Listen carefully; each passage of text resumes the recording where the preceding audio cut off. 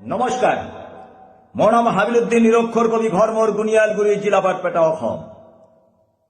যোৱা বিটিচি নিৰ্বাচনত আপোনালোকে ছচিয়েল মিডিয়াই মোক পাইছিলে যে মই বিপিএফ দলৰ হাগ্ৰামা মহিলাৰী ডাঙৰীয়াৰ হৈ প্ৰচাৰ চলাইছিলো। সমগ্ৰ বিটিচি বাসী মানুহে অৱগত। মই এতিয়া কেইটামান কথা আপোনালোকৰ জ্ঞাতাৰ্থে ক'ব বিচাৰিছিলো যে হাগ্ৰামা মহিলাৰী ডাঙৰীয়াই যেটো ইস্তিহাৰ লিখিছিলে, ইস্তিহাৰৰ মাজত জাতি ধৰ্ম নিৰ্বিশেষে সকলো মানুহক মাটিৰ পাট্টা দিব আৰু ডিবট আইনগতভাৱে সমাধান কৰাৰ চেষ্টা কৰিব আৰু মাইনৰিটি মুছলমান মানুহক ভালদৰে সহায় সহযোগ কৰিব। কিন্তু তেখেতে এই নিৰ্বাচনৰ সময়ত কেতিয়াও কোৱা নাছিলে যে মই সংখ্যাগৰিষ্ঠ পোৱাৰ পিছত মই বিজেপিত জইন কৰিম। এই কথাবিলাক কিন্তু তেতিয়া কোৱা নাছিলে। আজি মই দেখিবলৈ পালো যে তেখেতে 28 জন সংখ্যাগৰিষ্ঠ পাই তেখেতে কিহৰ ভিত্তিত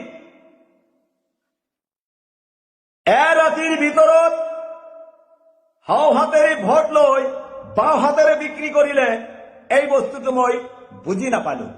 যাৰ বাবে আমি অসম তথা বিটিচিবাসীৰ সম ৰাইজৰ জ্ঞাতাৰ্থে ক'ব বিচাৰিছো যে হাগ্ৰামা মহিলাৰী ডাঙৰীয়াই যেটো কৰিলে, মই অসমৰ এজন নিৰক্ষৰ কবি হিচাপে মই কল্পনা কৰিব পাৰিছো যে তেখেতে মাইনৰিটি মানুহৰ লগত তেখেতে গাদ্দাৰী কৰিলে। তাৰ কাৰণ মাইনৰিটি মানুহে কেতিয়াও বিজেপিক ছাপোৰ্ট নকৰে। যদি বিজেপিক ছাপোৰ্ট কৰিলেহেঁতেন তেনেহলে বিজেপিতে 40টা সিটত 40টা আসনতে তেখেতসকলে নিৰ্বাচন খেলিছিলে। মাইনৰিটি মানুহে যদি বিজেপিক ছাপোৰ্ট কৰিলেহেঁতেন তেনেহলে ডাইৰেক্ট বিজেপিকে ভোট দিব পাৰিলেহেঁতেন। তেনেহলে হাগ্ৰামা মহিলাৰী বিপিএফ দলক ভোট দিয়াৰ কি দৰকাৰ আছিল? মোৰ প্ৰশ্ন। এতিয়া দেখিবলৈ পাইছো যে মাইনৰিটি মুছলমান মানুহে কেতিয়াও বিজেপিক ছাপোৰ্ট নকৰে।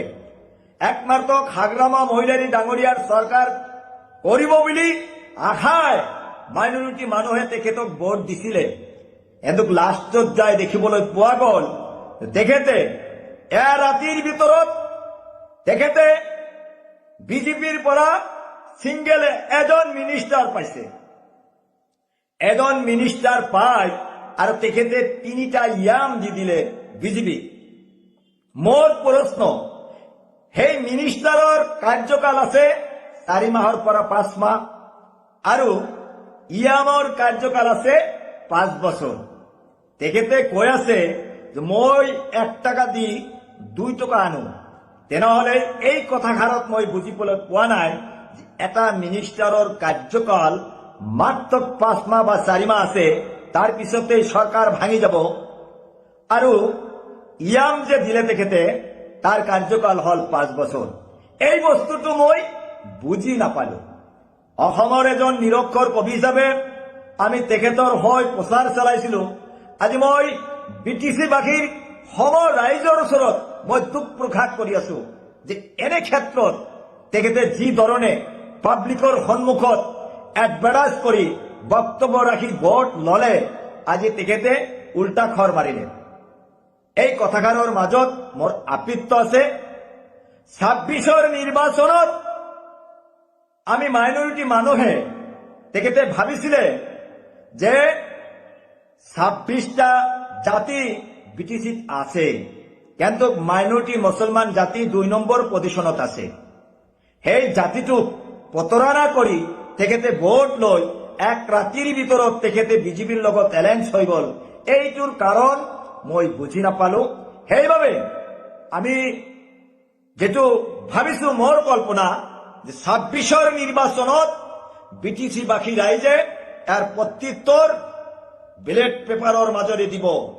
কাৰণ তেখেতে মাইনৰিটি মুছলমান মানুহৰ লগত প্ৰতাৰণা কৰিলে।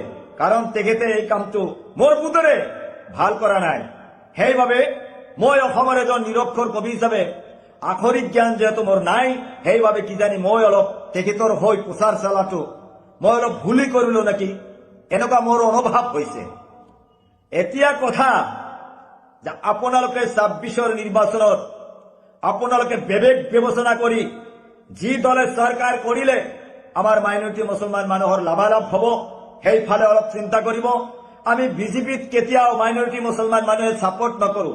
আজি অসমৰ মুখ্যমন্ত্ৰী হিমন্ত বিশ্ব শৰ্মাই যি ধৰণে বক্তব্য ৰাখে মাইনৰিটি মুছলমান মানুহক তেখেতে ভাল নাপায়।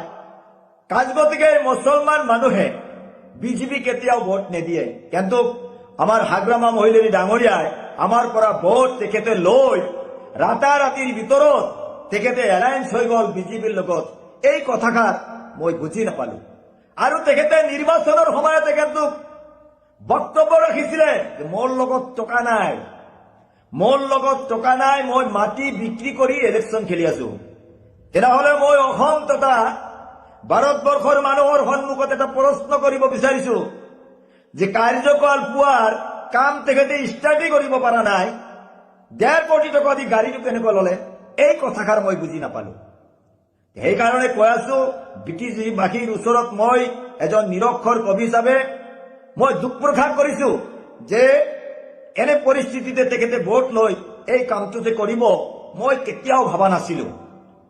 সেইকাৰণে মই বিটিচিবাসী ৰাইজৰ ওচৰত মই দুখ প্ৰকাশ কৰিছো যে মোৰ জীৱনত কিজানি মই এটা ডাঙৰ ভুল কৰিলো, যে আমাৰ মাইনৰিটি মানুহক গীত গাই কবিতা গাই তেখেতসকলৰ ওচৰৰ পৰা ভোট মই বিচাৰিছিলো। আজি তেখেতে ৰাতাৰাতিৰ ভিতৰত বিজেপিৰ লগত এলায়েন্স হৈ গ'ল। এই কথাষাৰে মোক বৰ দুখ দিছে। আৰু বিটিচিবাসী ৰাইজক মই যথাৰ্থে ক'ব বিচাৰিছো যে সন্মুখত ২৬ৰ নিৰ্বাচনত আপোনালোকে সঠিক নিৰ্ণয় কৰিব বুলি মই আহ্বান ৰাখি মই আপোনালোকক অনুৰোধ কৰিছো যে আপোনালোকে সঠিক নিৰ্ণয় কৰিব। অসমত বিটিচিৰ মানুহে যদি বিজেপিকে ভোট দিব লাগে তেনেহলে কংগ্ৰেছেও কিন্তু ৪০টা সিটে ইলেকশ্যন খেলিছিলে, তেখেতসকলক মানুহে ভোট দিব পাৰিলেহেঁতেন, দিয়া নাছিলে। একমাত্ৰ হাগ্ৰামা মহিলাৰী ছাৰে চিট হ'ব কাৰণেই ৰাইজে ভোট দিছিলে। কিন্তু মোৰ ব্যক্তিগত কথা যে তেখেতসকলে মাইনৰিটি মুছলমান মানুহৰ লগত অলপ প্ৰতাৰণা কৰিলে। ২৬ৰ নিৰ্বাচনত আপোনালোকে ভালদৰে উপলব্ধি কৰিব আৰু উপলব্ধি কৰি কোন দলক ভোট দিলে আপোনালোকৰ বিটিচিৰ উন্নয়ন হ'ব সেইবিলাক কথা চিন্তা চৰ্চা কৰিব বুলি আহ্বান ৰাখি মই নিৰক্ষৰ কবি হাবিলুদ্দিন ইয়াতে সামৰি মাৰিছো। ধন্যবাদ। Thank U.